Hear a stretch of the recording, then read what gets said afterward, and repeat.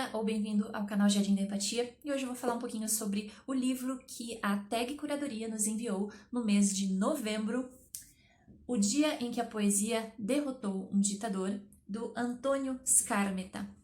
Esse autor é um autor chileno bastante conhecido no mundo todo e ele retrata aqui um episódio muito significativo e importante na história do Chile.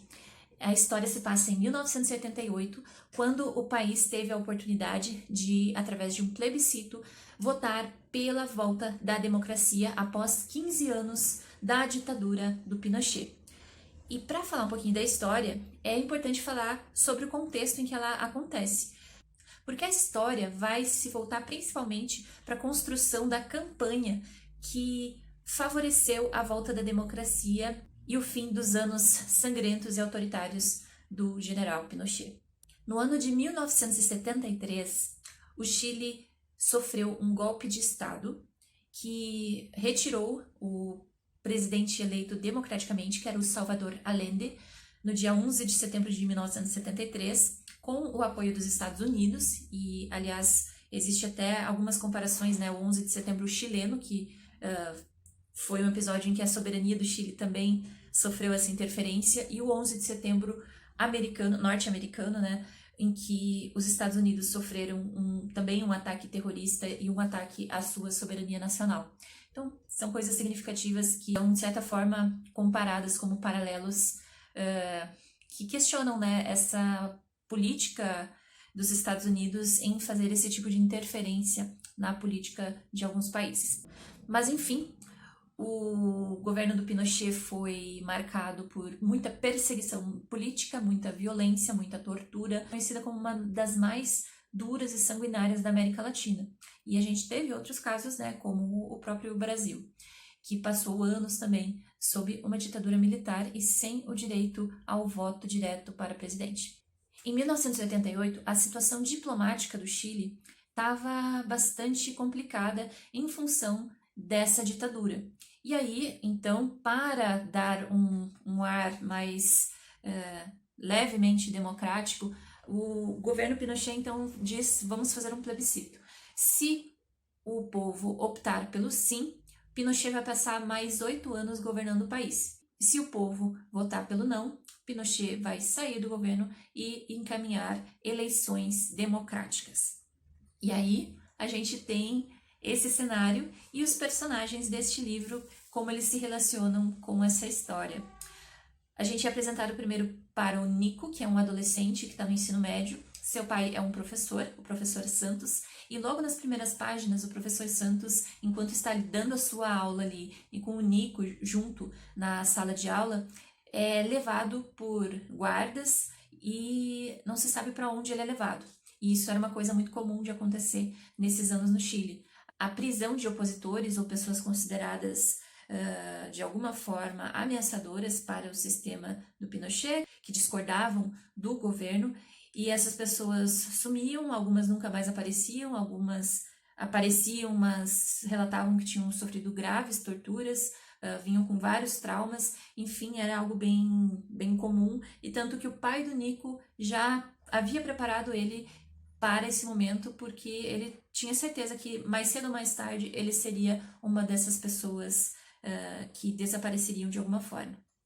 E a gente tem então esse arco do Nico, angustiado com essa questão do pai, e também a gente vai passar para um outro arco, que é o do Adrian Bettini, que é um publicitário. Ele tem uma filha chamada Patrícia, que é a namorada do Nico, e o senhor Bettini é chamado pelo governo Pinochet para falar com um ministro que fala sobre o plebiscito que vai ser realizado, e ele quer contratar o Bettini para ser um chefe das ações publicitárias que vão defender a causa do sim, a causa favorável ao Pinochet. O governo, de forma inédita, libera que a oposição tenha um espaço de 15 minutos para defender a opção não, e o governo Pinochet também terá 15 minutos para defender a manutenção do Pinochet no poder. Então, eles querem contratar o Bettini, só que o Bettini é uma vítima também do governo Pinochet. Ele sofreu tortura, ele teve a sua carreira totalmente boicotada pelo governo, ele se tornou uma persona não grata para ser contratado pelas agências, para ser considerado alguém subversivo.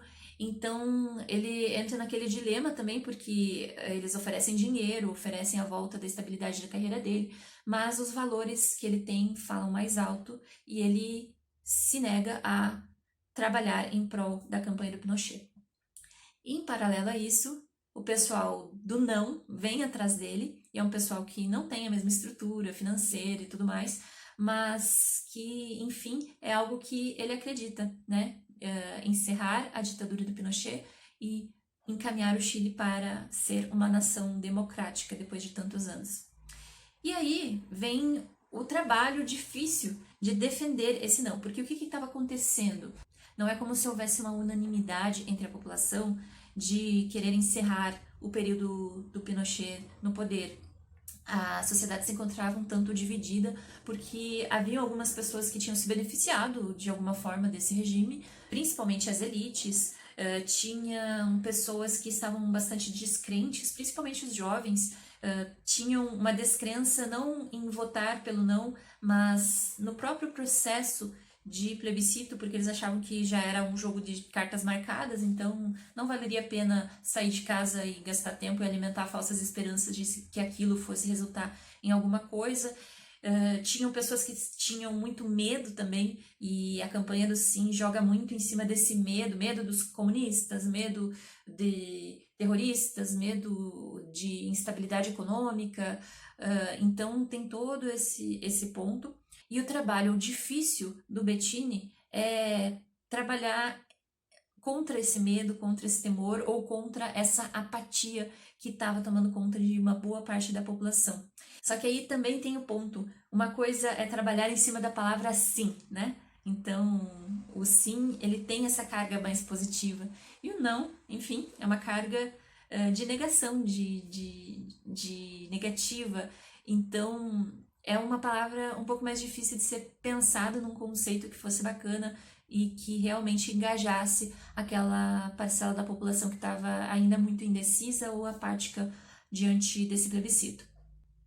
O caminho mais natural que uma parte dessa posição que articula a campanha do não, que é formada por muitos partidos, militantes e tudo mais, a tendência que eles têm é de ter uma postura mais da denúncia, né, das vítimas da tirania do Pinochet, dos desaparecidos, as famílias, as viúvas, denunciar toda essa situação, mas ao mesmo tempo, do ponto de vista publicitário, isso é visto como algo que não vai realmente engajar as pessoas, cativar as pessoas, porque é uma ferida muito dolorida. E não que essa ferida não tivesse que ser olhada, tivesse que ser valorizada, porque sim, é uma coisa muito grave o que aconteceu no Chile.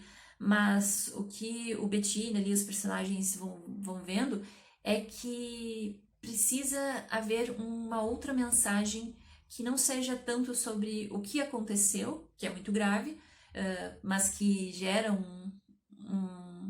é cutucar uma ferida que ainda está muito viva e que pode gerar um certo distanciamento das pessoas.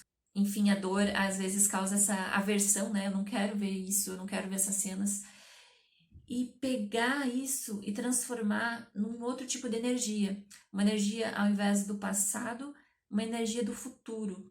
Ok, queremos a democracia. Por que nós queremos a democracia? Que sociedade nós queremos construir? Que tipo de país nós queremos ser? O que virá, né, com tudo isso? Então, eles vão percebendo que é importante uma campanha que colete, que trabalhe não pelo medo, mas pela esperança e pela alegria. E aí é muito interessante ver como isso vai se construindo ao longo dessa história. O não ganha um slogan que é um símbolo do arco-íris, que representa todos os partidos que estavam se unindo numa frente ampla para tirar o Pinochet do poder e trabalhar as esperanças das pessoas com jingles, com músicas animadas, com humor, ironia em alguns momentos. Então é muito interessante ver a construção disso. E não é spoiler, né? Que a gente sabe que o Chile hoje é uma sociedade com eleição democrática e tudo mais. Então, eles realmente... Tá no título, né?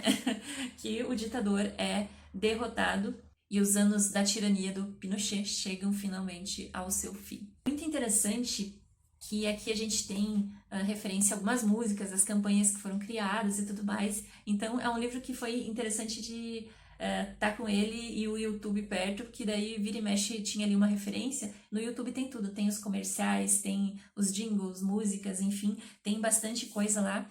E é um livro super curtinho, 200 e poucas páginas. Eu li em 2 dias, 2 ou 3 dias, e isso que eu pisei um pouquinho no freio para não terminar ele tão rápido também. Acho que, pelo que eu vi no aplicativo da TEG, teve gente que conseguiu terminar em um dia. Então, dependendo de quanto tempo você tem, é um livro curtinho, leve, que trata de um assunto muito importante, que traz, sim, alguns elementos que remetem a esses episódios traumáticos da história chilena, mas que traz uma mensagem de esperança. O arco-íris que vem depois da tempestade, que une todos os pensamentos diversos, que une a diversidade. E, aliás, o título desse livro em espanhol seria traduzido diretamente como Os Dias do Arco-Íris. Aqui ele teve uma outra tradução no seu título, eu não sei bem porquê. Acho que as duas funcionam, mas eu gosto muito dessa referência ao arco-íris ali. E também conheci uma figura muito interessante do Chile, que é o Florcida Motuda, que aparece como um personagem aqui, mas que depois eu fui, ali nas minhas pesquisas, descobri que ele existe mesmo, que ele é um músico chileno experimental, que tem um estilo assim super excêntrico. Ele é uma figura que inclusive depois se tornou, ele entrou para política, se tornou deputado e algumas coisas assim, pelo que eu andei pesquisando muito vagamente. Vou deixar um link aqui que é de uma música dele que eu achei sensacional. Passei dias com ela na minha cabeça, porque eu adoro música meio louca, experimental. Então, é isso. E acho que é interessante trazer também que esse livro, ele surgiu a partir de uma peça de teatro que gerou, na verdade, 2 produtos. Um dos produtos é o livro, né, que está aqui, e outro produto é um filme chamado No. É um filme que é estrelado pelo Gael Garcia Bernal, que é dirigido pelo Pablo Larraín. E eu assisti esse filme também. Ele toma rumos diferentes, ele tem personagens diferentes, conta a mesma história com uma outra abordagem, mas eu entendo assim que são 2 materiais que se complementam. O livro tem uma dinâmica interessante e o filme também é muito bom. Eu achei muito legal o filme porque você realmente vai vendo ali os spots das campanhas ao mesmo tempo que aquela história vai sendo contada. Você vai vendo ali como foram filmados também. Eu achei super bacana, assim, e é um filme que eu me arrepiei. É uma história muito, muito bonita e que dá uma esperança quando a gente está vivendo em tempos difíceis como hoje. Eu acho que são histórias que merecem ser olhadas e, de alguma forma, trazidas para nos inspirar. É isso. Espero que vocês tenham gostado do livro também, ou se você não chegou a ler, é uma boa indicação. Vou deixar meu link da tag, caso você ainda não seja assinante. Ali você ganha um desconto, eu ganho um presentinho se você usar o meu código, então todo mundo se ajuda. Vou deixar alguns vídeos ali também que são referentes à história do No. E é isso. Beijo e até mais!